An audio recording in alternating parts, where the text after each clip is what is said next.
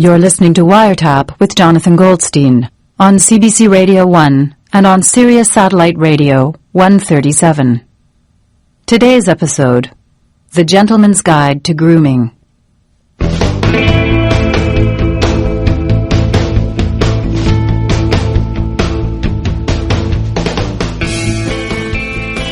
Hello? John? Yes? Hi, it's Jonathan Goldstein. Good afternoon. The reason I'm calling is we're doing a show this week that's all about grooming and all things fashion, and I know you're sort of an expert on the subject. Yes, that's correct. I should say that I am an expert on antique grooming. That's right. In fact, isn't there a chapter in your book about history's worst men's haircuts? Yes, that's true. Would you be willing to favor us with a passage? Yes, but I will have to get that book. Let me get it from my library. Okay.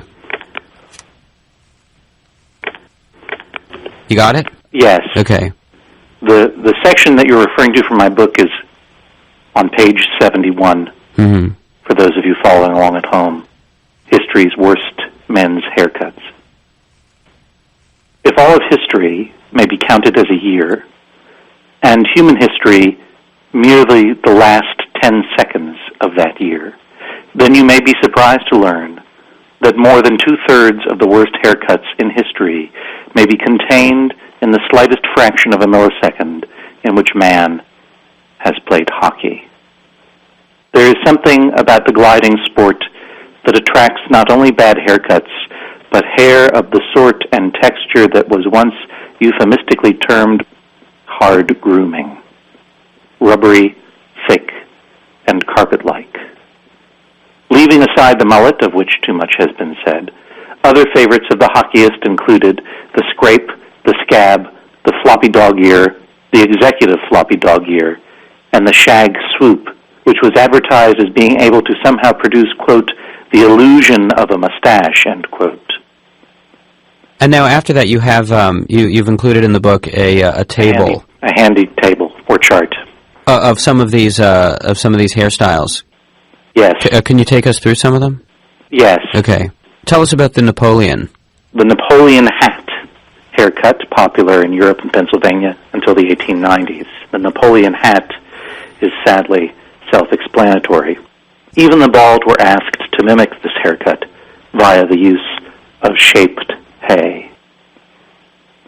There's the first recorded use of prosthetic hair. Did you know that? With the hay? With hay, yeah. Yeah. Yeah. The sink cut? The sink cut, a little bit later. It was during the Depression. It's a quick and thrifty cut, and it involved putting your child's head in a sink and cutting around the edge. The sink caught the blood handily. So I'm imagining that the sinks were probably a lot smaller back then.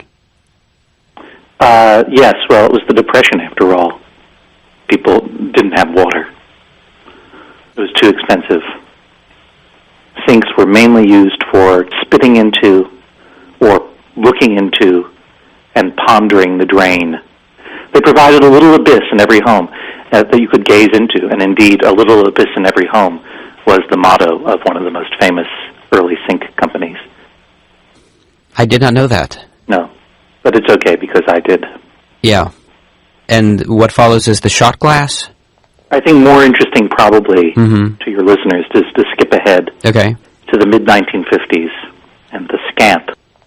It was the best-known example of the brief moving hair fad in which various live animals were camouflaged and or sewn into the hair itself. In this case, the scamp, it was a ferret.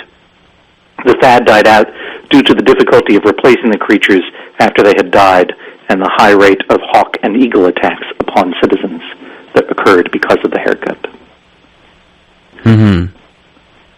Was there anything that would sort of approximate the beehive hairdo for men? Yes. The beehive for men. It was either called the beehive for men or just the beehive if you lived in an all-male society. But with men, generally, it involved wearing an actual beehive on your head.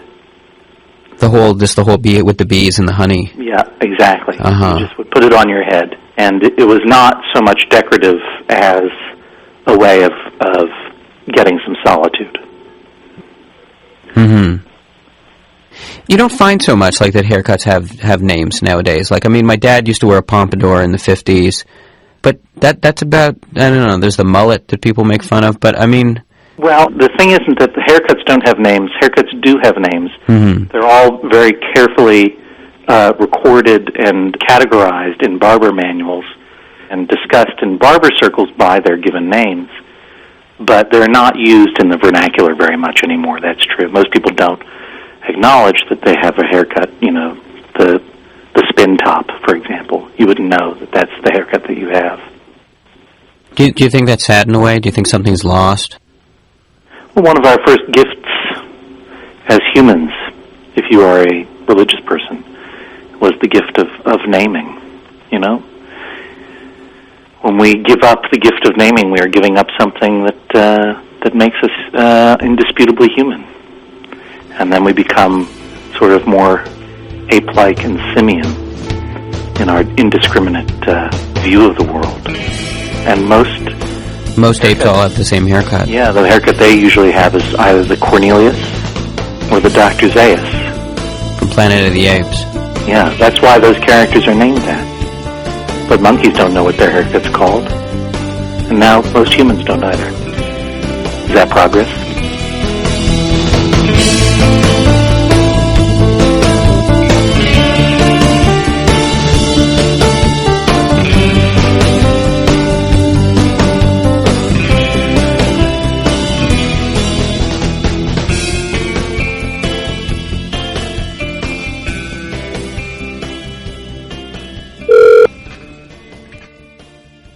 Hello? Hey, Joanne? Mm-hmm. It's Jonathan speaking. Who? Jonathan Goldstein. Oh. Wow. Hi. Jonathan. Yeah. How are you? I'm good. Long time no speak. Yeah, seriously. What are you doing in Canada? Radio, like always. Still those kind of, self-referential little vignettes? Yeah.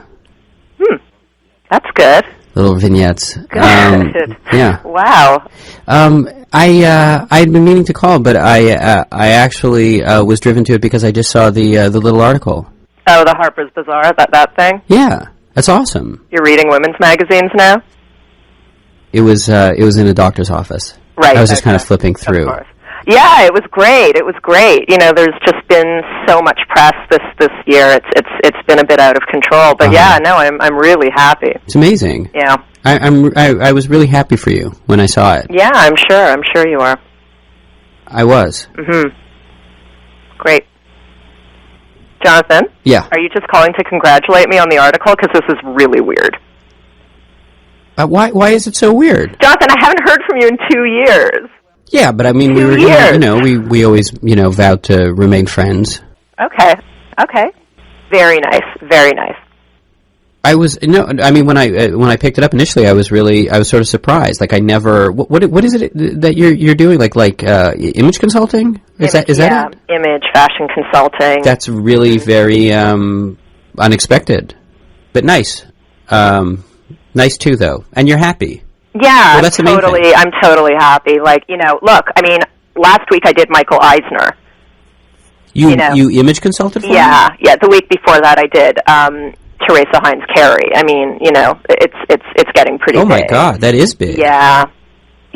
So like you're talking about figuring out like how they can match, like the best way to match their smoking jacket to their armchair, like that kind of stuff. Yeah, Jonathan, that's exactly what I do. No, but I mean, tell you know them what I mean. how to, arrange the pots of cold cream on their vanity tables. Yeah, you got it. I mean, it just seems so outside of. It's outside of my sphere of reference, I guess. Well, I mean, that's clear enough to everyone who's ever known you. But Jonathan, in Hollywood and in New York, like in the big cities of the world, image is a really big thing. These people are being photographed all the time. Absolutely. I think it's great that you're doing this. As usual, you're just so patronizing. You know, I mean, what are you talking about? Your condescension is just, you know, limitless and unbelievable. And honestly, like, I am a huge image consultant in New York City. I know that. You're like, oh, hi, I read about you in a fashion magazine, and I'm like Mr. Literary blah, blah, blah. Like, that's what you're doing, and you know what? We had so many years of that. Like, I'm really sorry that you feel that way. I really, really had nothing but nice intentions when I decided to call you. Honestly, I'd been meaning to phone you, and I just for 2 years? You know, I mean, look, I haven't heard from you either, you know, except... Jonathan, okay, forget it. I'm not having this conversation with you. Why are you phoning? Joanne, I'm calling because I just wanted to actually wish you well. That's it. Thanks. And you know, like, what? You know, what'd be really cool. Like, I would love this. Would you do me? I'd really enjoy it if you. Oh yeah. Where do I begin? Well, go ahead. I mean, I really like. No. Why not? Because you're not big enough. Oh, come on. Yes. Just for an old friend, a Teresa Hines freebie. Perry, Michael Eisner, Jonathan Goldstein, little Canadian radio rent. That's a fantastic Very, very roster. nice. Listen, come on, do me. Really, like, image consult me. No. You weren't even like a good, you know, testing ground for all this stuff. It's like I needed to, like, completely shed all of the crap from those awful years I spent with you, like a phoenix from the disgusting ashes. That's very nice. Listen, do me a favor. Come on. I miss you coordinating my outfits. Really? I don't. At all. All right. Well, okay, fair enough. You know, look, it's in the past. Okay. Yeah, come on. Fine. All what right. do you want? Okay, glasses. My glasses. Let's start with that. Glasses. Yeah. I'm wearing wireframe glasses, right? I would actually say that your glasses, even though they're like, you know, possibly still held together with weird pins and stuff like that, if you actually got them fixed and got rid of the tape and, you know, cleaned them up a bit so that the lenses weren't full of, like, you know, skin scales, they'd actually be fine. They're good, actually. Really? Okay. Yeah. Well, that's a good start. Yeah. All right. Yeah. Thank you. That's very generous of you. Yeah. All right. So the glasses are okay. How should I wear my hair? That's a hard one. Uh-huh. I'd say wear a hat. Wear a cap. I should just wear a hat all the time. What are you suggesting? A pork pie hat? Honestly, no. Seriously. Like, don't you think you're being a little bit hurtful? But that's not what this phone call's about. You're asking me, Jonathan. There's a thing that I do which I call the overhaul. You know, and this is just like scratching the surface. Like, this is a toe barely in the threshold of the cathedral of things that we need to do to you. Like, this is nothing. Mm-hmm. Okay, keep on asking. This is okay. All right, let's just keep going. Like a scent for me. Like, what would be a good compliment? Like a, you know. Yeah, cologne's a tough one for you. I mean, remember, like, we had this problem. Like, you know, you've got very sebaceous skin. And by sebaceous you mean good? No, it means greasy. Mm-hmm. You know, I still, you know, remember the smell of the back of your ears, and it's insane. Insanely good? Like, so you need something that would have, like, what I call the Lysol effect, which would just kind of, you know, both clean and mask. Clean and mask. Yeah. So you're this is good. I mean, you're enjoying this. Yeah, I mean, this is what I do. Like, I like it. I mean, it gives me a bit, like, you know, it just makes me feel like I'm really helping people. Oh, you're helping me, yeah. Who really need help. Mm-hmm. Well, you know, you're given a lot of power. Yeah. Well, okay, just you know, I mean, you know, I'm not the kind of guy who's going to end up, like, you know, going out for, like, pedicures or whatever it is that you suggest, right? Yeah. But I mean, like, just give me a few, like, easy things that maybe I could, you know. Okay. I could do. Okay. Okay, number one, Jonathan, I'd say, you know, I'm sure judging from everything you've told me, which makes me think that, you know, absolutely nothing has changed in your style or lifestyle, if you want to call it that, in like, you know, the past 2 or 3 years. I'm pretty consistent. Yeah, some would call it stagnant, but... I call it integrity. Yeah, I call it lame. Anyway, you know, if you're still doing that thing where you're walking around into kind of like cafes where, you know, there's like single, like, writerly type girls, and, you know, you're opening up, you know, the Thomas Mann book so that everyone can see the cover. Yeah, very nice. Could you just, like, you know, be a professional here? Well, I was going to tell you, like, that, you know, everyone can see through that. Oh, thank you. Thanks for that, because, you know, next time I'm out, like, waving my Thomas Mann novel around over my head like a highway flare, I'll keep that in mind. Yeah. You really, honestly, like, you really think that I'm like this. I mean, you see me as an awful character. It's all, you know? Okay, fine. So let me do my job and stop interrupting me. You know what? Maybe, like... So I say don't do the thing with the stupid book. I'm not... Look, if I want to read a book in public, Jonathan, I will do it. I'm sorry, you were reading Death in Venice for 4 years in the same cafe, hoping to impress the same women. I was not trying to impress anybody. So it took you 4 years to read Death in Venice. I'm a very slow reader. Okay. You know, again, like, at least I read books. You know, like what are you reading? Like style manuals and yeah. You know, like yes, I know you did. Yeah, you did I only read like Karl Lagerfeld's biography and nothing else. Have you ever read Sandra Gilman? No. Well, that's what I'm reading now. If you really want to know, that's what's on my bedside table. Well, listen, you don't have to prove yourself to me. Right. Okay. Kierkegaard. Yeah. Wow, yeah. Kierkegaard. What you like? Is there like makeup tips in there that I didn't know about? Jonathan, I'm reading Kierkegaard's Fear and Trembling. Like, honestly, how it's hard to put on lipstick when you're trembling. You are so unbelievable. Come on, I'm just kidding around. You know, I know I'm joking. You've got this like passive aggressive thing. I do. Mm-hmm. I'm just aggressive. You're aggressive. I'm just joking around. You're not joking around. You called me up after 3 years. Whatever, this is just a retread of like the worst few years of my life, and you're just calling me up to like make fun of me. Listen, take it easy, okay? Like, I can't believe you can still get me so upset, like after I've so trended you, and you're... Jonathan, hold on, I've got call waiting. Hold on. Yeah.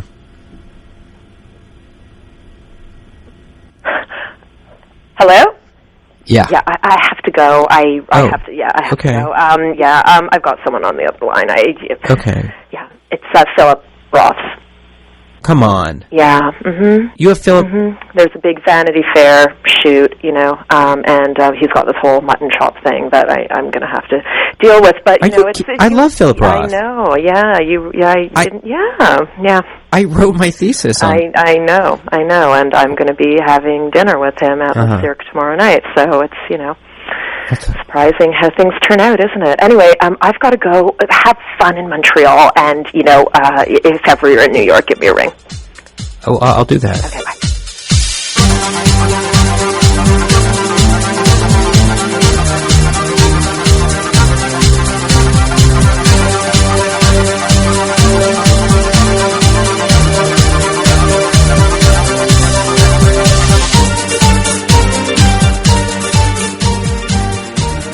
Hello.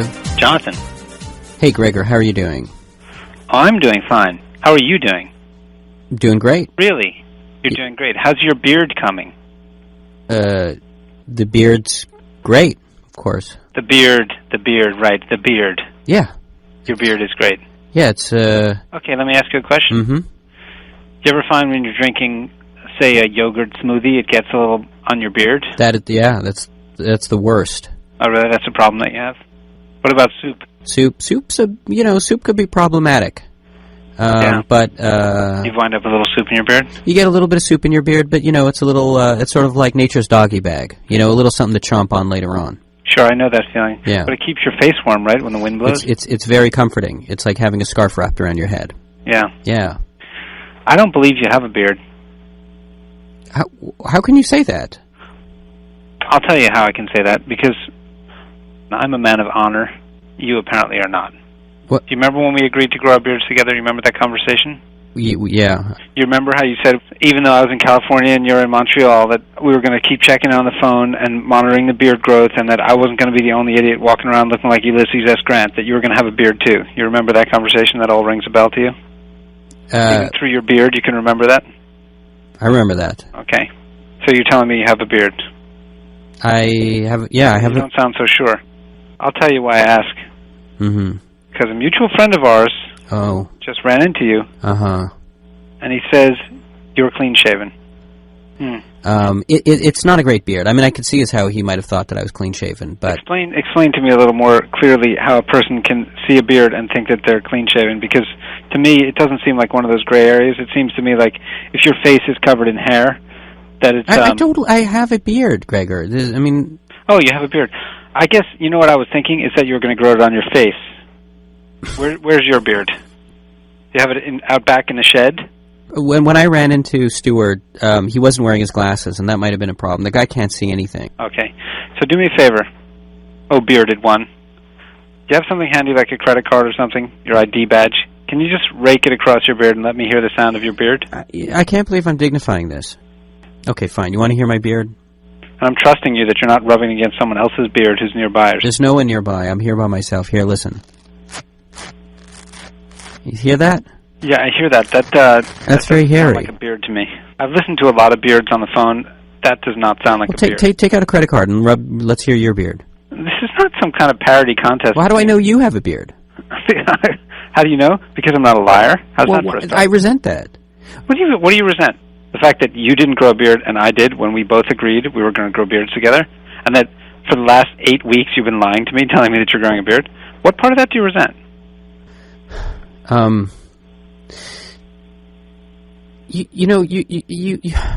You were so excited about that pact that we took that I didn't want to let you down, for God's sakes. It was destroying my relationship. What about your relationship with me? What does a pact mean to you? Nothing? It meant a lot, but literally I was... Pact?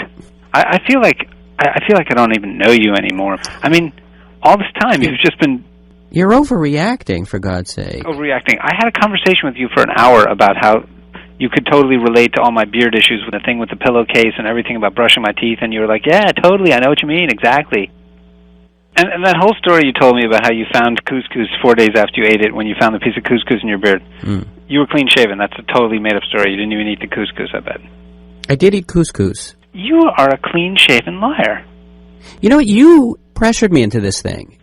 You are the one who told me about the New York Times article about how beards are the new fashion trend and about how we'd save all this money on razors and save time in the morning. This is all your idea. Well, it seemed like a good idea, and it's really itchy. Yeah, I know. I'm the one with the beard. What are you telling me?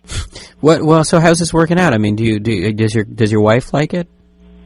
Nobody likes it. Everyone hates it. That's what's the point? The point is, if you believe in something, you do it against adversity. You know, now that I work in the clean room at the lab, they make me wear a beard net. What? There's no such thing, is there? Sure there is. So you spend your entire day wearing a beard net? No, I don't spend my entire day. I take it off to eat. It covers my mouth. All right, let me ask you a question. Mm-hmm. You have some role models, right? I have a few, yeah. Why? Yeah. Was Moses a role model? Yes, well... What about the Saxons and the Vikings and the Mongols? They're all fine, but... All proud people. Yeah, but, you know, it isn't contingent on their having had beards. Do you understand?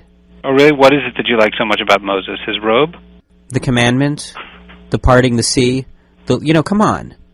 It's not just all about the beard. You think he could have done that clean-shaven? I don't think so. I think he would have probably been a lot happier. Could you imagine traveling through the desert for year after year, sand blowing everywhere? It was probably disgusting. Disgusting. The point is that he saved time. He wasn't sitting in front of the mirror plucking his eyebrows like you with the tweezers. He just got out of bed and off he went. And he had time to write down the 10 Commandments and set bushes on fire. All right, let me ask you a question. Have you considered the option of laser treatment? For what? Well, you know, a lot of ladies like you want to get rid of their facial hair. All right. Look, you know what? You don't want to have. Look, I'm sorry I let you down. You don't want to have a beard. Go shave your beard. Since you don't have a beard, who the hell are you to give anyone advice about beards? You know what? I think that beard is going to your head. All right. You know what? Maybe you with your clean-shaven face, maybe all your clean-shaven friends should all get together and snicker about me and my beard and how I went ahead with the beard growth while you were secretly shaving every morning, putting shaving cream and having your shaving cream parties, and everyone was running around shaving their beards every day. You couldn't get enough of the shaving, and you're like, well, I was here patiently, one tiny increment at a time, growing each of my follicles out of my face.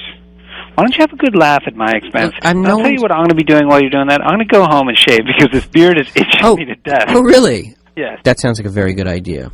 Yeah, I'm sure it does to you, Mr. Baldface. And I'm going to put it in an envelope and I'm going to mail you my beard hair. You're going to... Why? That's disgusting. Don't do that. Why would you do that? because I'm an artist. And like Van Gogh cut off his ear and sent it to a prostitute, you are a prostitute. And I am cutting off my beard and sending it to you. This doesn't make any sense. That doesn't make any sense? I don't think so. That's because you're not an artist. Non-artists can never understand artists. Look, if you send me an envelope full of your beard hair, I'm not going to open it, okay? So don't waste your time. It's disgusting. Oh, really? Even if I put money in the envelope that I owe you? How about that? Have you ever tried to cash a bearded check? No, Gregor, no. Come on. You're over it. This is ridiculous. Come on. Oh, I'm sorry. Am I childish? Is that what you're going to say, that I'm childish? Just go grow your... Could a child grow a beard like this? No, probably not. Look, I'm pointing to my beard right now. I'm sure you are. Look, it's just go... a magnificent beard. You know, sometimes I like to stand out in the wind and just let the wind blow my beard. Because I have a noble, beautiful beard like a sea captain on the prow of a great hulking vessel and cross the oceans with sea salt on my beard. But instead I'm going to go hunch over my bathroom sink so I can be more like you. Okay, all right. Hey, Shavy. Hey, can I borrow your razor shave, please?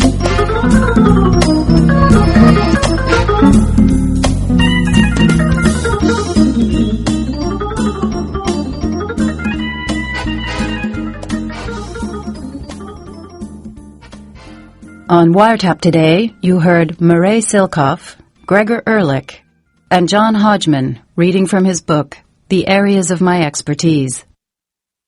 Wiretap is written and performed by Jonathan Goldstein and produced by Jonathan Goldstein with Sarah Gilbert and Carolyn Warren. Production help from Mira Burt-Wintonic. Tune into Wiretap Sunday at 1, 4 Pacific Time, and Friday evening at 8:30. You can also hear Wiretap across North America on Sirius Satellite Radio 137. Reach us through our website at cbc.ca/wiretap.